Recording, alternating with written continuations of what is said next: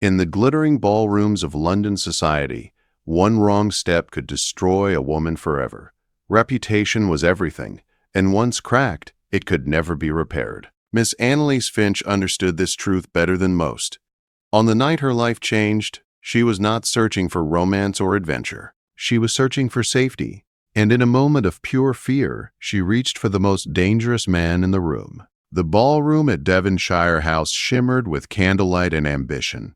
Silk gowns brushed polished floors, diamonds caught the light, and whispers moved faster than the music. It was the height of the season, and every smile hid a calculation.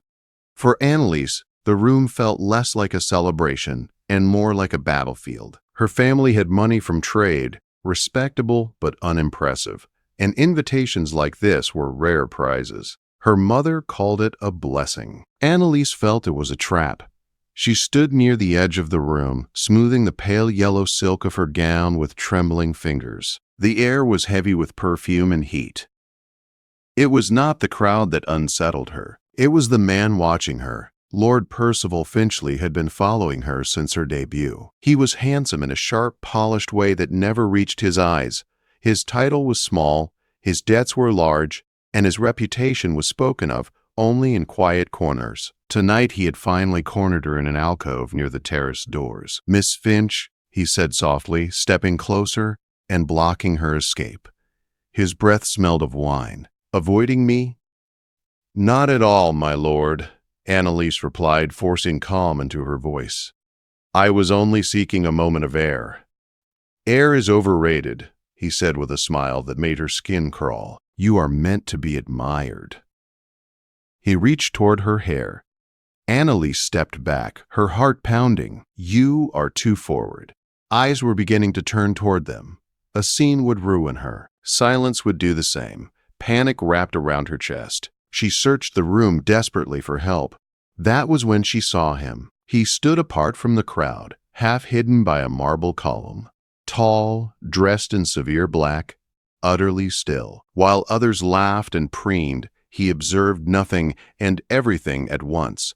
Alistair Beaumont, Earl of Rowanfield, a war hero, one of the richest men in England, and the most reclusive. He rarely attended society events, and when he did, he spoke to no one. Lord Finchley's hand closed around Annalise's arm. "Come," he whispered. "A walk on the terrace. No one will mind." They would mind. Everyone would mind, and they would assume the worst. In that moment, Annalise made a choice born of terror.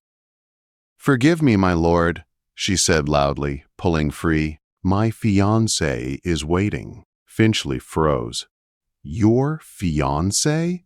Without waiting for permission, Annalise turned and walked straight toward the shadows, toward the Earl of Rowanfield. He watched her approach with unreadable eyes.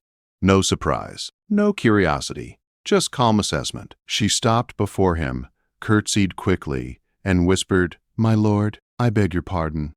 I need your help, just for a moment." Then she reached out and took his hand. A gasp rippled through the crowd. A woman did not touch an earl so boldly. Annalise expected rejection, humiliation, ruin. Instead, his fingers closed around hers. His grip was firm, steady, impossible to ignore. He turned his gaze toward Lord Finchley, lifting one brow in cool warning. Then he looked back at Annalise. A flicker of something unreadable crossed his face. "It seems," he said quietly, his voice smooth and controlled, "you have kept me waiting." The whispers exploded. The Earl of Rowanfield holding a young woman's hand as if it belonged there was more shocking than any scandal. He did not let go. Instead, he placed her hand into the crook of his arm. "I believe the air here has grown stale," he said calmly. "Allow me to see you home, Miss Finch." It was not a request. Dazed and shaking, Annalise nodded. He guided her through the crowd as if parting water. She did not look back, but she felt Lord Finchley's fury burning into her spine. The carriage was silent as it rolled through darkened streets. Annalise sat stiffly, fear replacing relief. She had escaped one danger only to land in another. "You placed us both in an interesting position," the Earl said at last. "By morning our names will be linked." "I am deeply sorry," Annalise said quickly. "I acted without thought." "On the contrary," he replied, "it was effective. But now your reputation rests entirely in my hands." Her stomach twisted. "What will you do?" "That depends on you." His gaze sharpened. "We will continue the fiction." "An official engagement. In return, you gain my protection. Your family gains security. I gain peace." "A contract," she whispered. "Yes," he said simply. "A temporary one." The carriage slowed before her home. Her future waited on her answer. She thought of her family, of Lord Finchley, of the cold strength beside her. "Yes," she said, "we have an agreement." A faint smile touched his lips. "Excellent. I will call tomorrow. The performance begins at dawn." Annalise stepped from the carriage knowing one truth above all others. She had taken the Earl's hand to save herself, and he had no intention of ever letting go. The news of the engagement spread through London by morning, swift and merciless. By noon, Annalise Finch was no longer an unremarkable young woman from a merchant family. She was the future Countess of Rowanfield. Carriages began lining the street outside her family's home. Notes arrived thick as autumn leaves. Her mother wept with joy, her father stood pale and stunned, and her younger sister Clara danced from room to room, already dreaming of gowns and grand halls. Annalise felt none of it. She moved through the hours as if walking underwater. When the Earl of Rowanfield arrived precisely at noon, calm and immaculate, the reality of her choice settled like iron around her ribs. Alistair Beaumont played his role perfectly. He spoke to her father with respect and quiet authority. He reassured him of the honor of the match. He ignored her mother's trembling excitement with polite patience. To the world, he was every inch the devoted suitor. Only Annalise noticed the careful distance in his eyes, the way every gesture was measured. Their engagement became the talk of the season. Society could not resist a mystery, and Rowanfield was the greatest of them all. Why had he chosen her? What spell had she cast? Annalise endured the questions with a practiced smile. She repeated the story he had given her, word for word, never once slipping. Life became a whirlwind. New gowns arrived daily. Jewels too heavy to feel real were clasped around her neck. Invitations poured in from houses that had once ignored her. Alistair orchestrated it all with ruthless efficiency. He was always present, always composed, always watching. In public, he was flawless. He offered his arm. He listened when she spoke. He guided her through rooms full of sharp eyes and sharper tongues. No man dared approach her now. Lord Finchley was reduced to a bitter shadow, watching from afar, his hatred barely concealed. In private, they were strangers bound by a script. Alistair instructed her with the same cool precision he applied to everything. He taught her which families mattered and which could be dismissed. He corrected her posture, her phrasing, her tone. She listened, learned, and adapted. She had always been intelligent. Now she was becoming dangerous. It was exhausting. One evening, as they sat in the vast silent library of Rowanfield House, she finally spoke. "Is this all there is to life for you? Strategy and control." He did not look up from his papers. Control is survival. The words chilled her more than his distance. Yet she could not deny his effectiveness. Under his protection, she flourished. Her confidence grew. Her fear lessened. And against her will, so did her curiosity.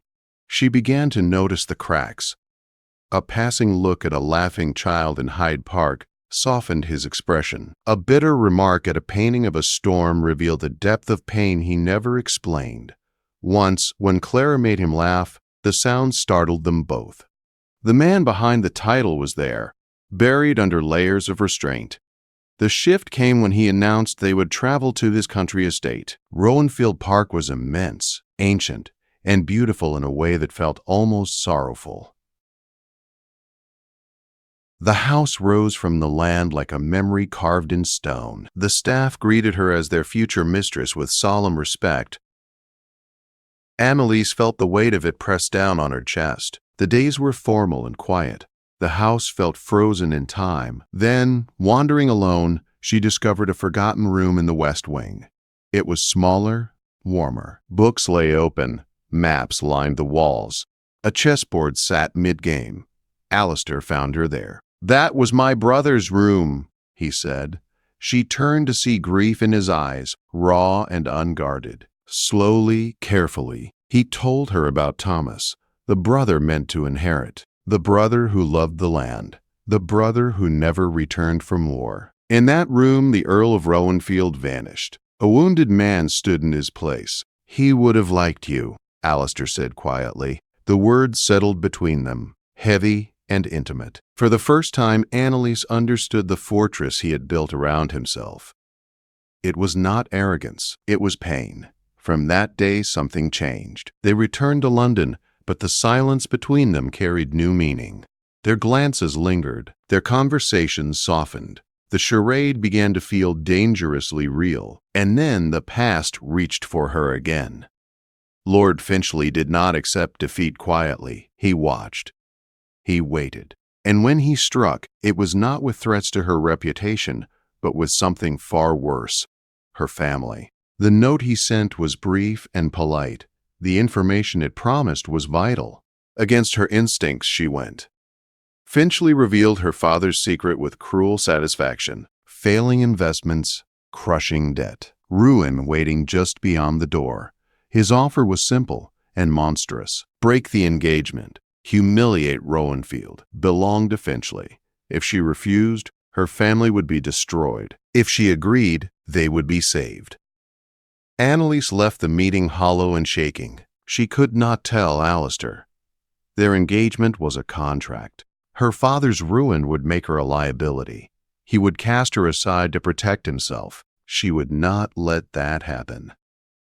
The decision she made that night shattered her. At the Duke of Wellington's victory ball, surrounded by heroes and honor, Annalise prepared to become the villain of her own story. She wore red. She wore diamonds.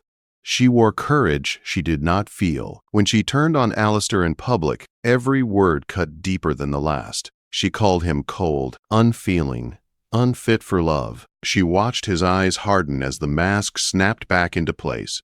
And when Finchley moved in to claim his prize, the truth exploded instead. Alistair's fury was terrifying. He destroyed Finchley with words alone. He exposed him, shamed him, cast him out. But when the ballroom fell silent, Annalise did not feel relief. She felt terror. Because now Alistair knew something was wrong, and she was about to face the consequences of breaking the only man who had ever truly protected her. She followed him from the ballroom, her heart breaking with every step, knowing the bargain she had made might cost her everything she had begun to love.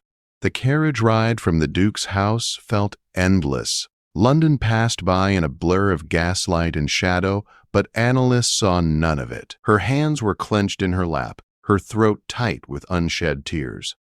Across from her, Alistair Beaumont sat rigid and silent, his face carved from stone. The fury that had burned through the ballroom had cooled into something far more frightening: control. When the carriage finally stopped before Rowanfield House, he did not send her home.